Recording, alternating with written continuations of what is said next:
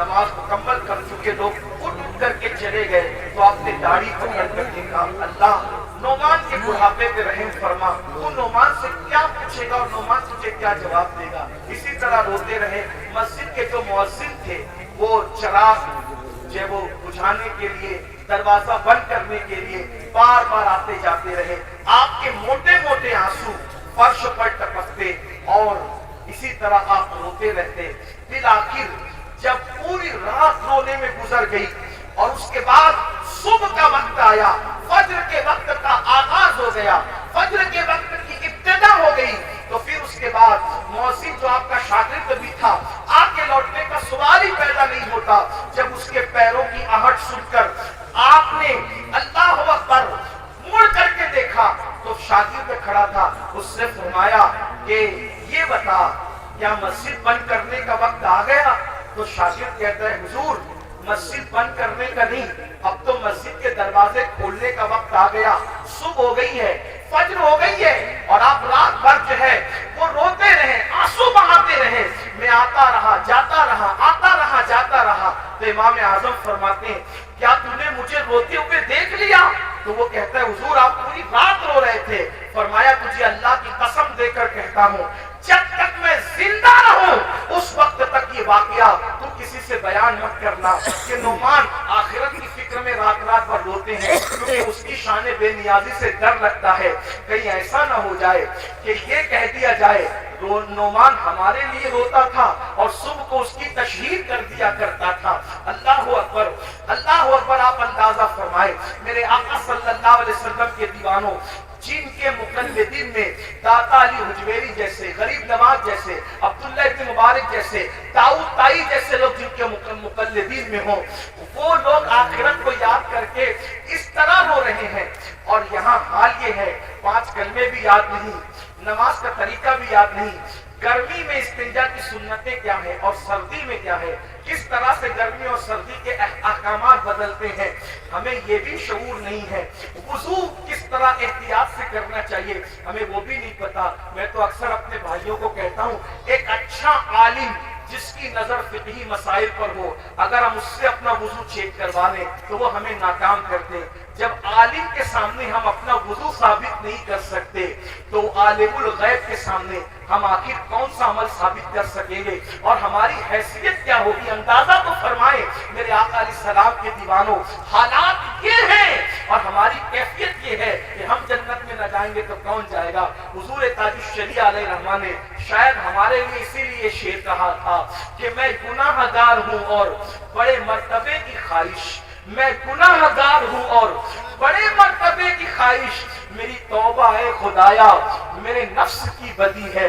ہمارا حال یہ ہے، اللہ اکبر۔ اس نے میرے بھائیوں اتنے جرائم کر کے ہم جو بے حساب جنت کے خواب دیکھ رہے ہیں، کہیں نہ کہیں ہم خوش فہمی کا شکار ہے۔ اور یاد رکھنا جس کے پاس جتنا علم آئے گا اس کے پاس اللہ کی اتنی خشیت آئے گی، اتنا خوف آئے گا۔ ہم آخرت کو، حساب کے دن کو بھول گئے۔ قرآن کہتا ہے اَيَحْسَبُ الْإِنسَانُ أَن يُتْرَكَ سُدًى، کیا تم یہ تصور کرتے ہو تم سے حساب نہیں لیا جائے گا؟ سب سے حساب لیا، جس سے چاہیں گے حساب لیں گے۔ اور یاد رکھنا ہمارے گناہ تو بہت دور کی بات ہے، اگر وہ ہمارے گناہوں کی بجائے ہماری نیکیوں کا بھی حساب لے لے تو ہم نیکیوں کے بارے میں بھی جواب نہیں دے سکتے۔ اللہ پاک سب سے پہلے مجھے اور آپ سب کو عمل کی توفیق عطا فرمائے۔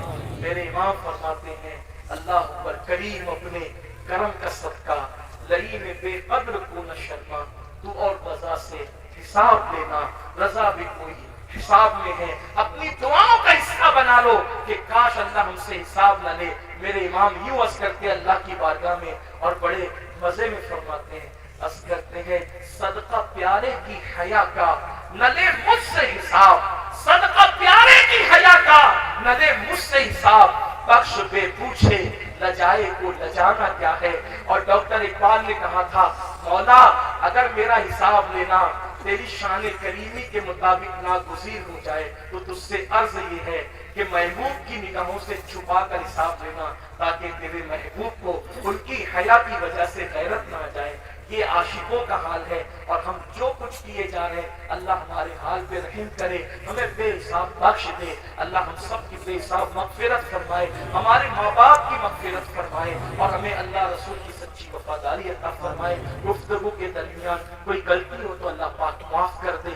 استغفر اللہ ربی ان ربی لغفور الرحیم۔ ہمارے درمیان دنیا سنیت کی وہ عظیم شخصیت موجود ہے، وہ عظیم ذات موجود ہے جو بیک وقت جو ہے وہ مصنف بھی ہے، شاعر بھی ہے، خطیب اور خطیب گر بھی ہے، بہترین مفکر بھی ہے، دانشور بھی ہے، اور اسی طرح سے آپ ایک بہترین موٹیویشنل اسپیکر بھی ہے۔ ایسے مفکرانہ جملے جو کہیں کہیں ہمیں سننے کو ملتے ہیں وہ حضرت کی تقریر میں موتیوں کی طرح آپ کے لبوں سے جھڑتے نظر آتے ہیں۔ آج ماشاءاللہ ایک ایسی شخصیت جس نے انسان سازی میں اپنے اسلاف کے نقش قدم پر چل کر بڑے کارنامے انجام دیے، جس کی ایک آواز پر وادی نور کے اندر لاکھوں عاشقان رسول کا ہجوم نظر آتا ہے۔ آئیے وہی ہستی ہمارے درمیان ہے۔ ہمارے ناظم محفل، نقیب محفل بہت اچھے ہیں اور بڑے اچھے انداز سے کہنا چاہتے ہیں، لیکن چونکہ وقت کی نزاکت کو دیکھ کے ان سے معذرت چاہتے ہیں کہ ان کی حق تلفی نہ ہو، میں خود قبلہ امیر محترم کو عرض کرتا ہوں، التماس کرتا ہوں، اس لیے کہ ناظم صاحب تعارف پیش کریں گے تو ان کے شایان نشان پیش کریں گے، لیکن ہمارا ماننا ایسا ہے کہ ہر آدمی عارف رومی کا قول ہے، ہر انسان اپنی زبان کے پردے میں چھپا ہوا ہے، جب زبان کھلتی ہے تو خود ہی سمجھ جاتا ہے کہ یہ انسان ہے کون۔ ہر آدمی زبان کے پردے میں اپنا تعارف رکھتا ہے۔ تو آئیے اب ہم حضرت کی بارگاہ میں التماس ہی کر سکتے ہیں کہ اپنے زبان کو جنبش دیں اور وہ جواہر پارے جو آپ نے اپنے اسلاف کی صحبت میں بیٹھ کر حاصل کی، وہ درد دل جو آپ نے اپنے بزرگوں سے حاصل کیا، وہ سوز دل جو آپ نے اپنے بزرگوں سے پایا، ہم سب کے درمیان بکھیریں اور بکھیر کر ہم سب کو مستفیض اور مستنیر فرمائیں۔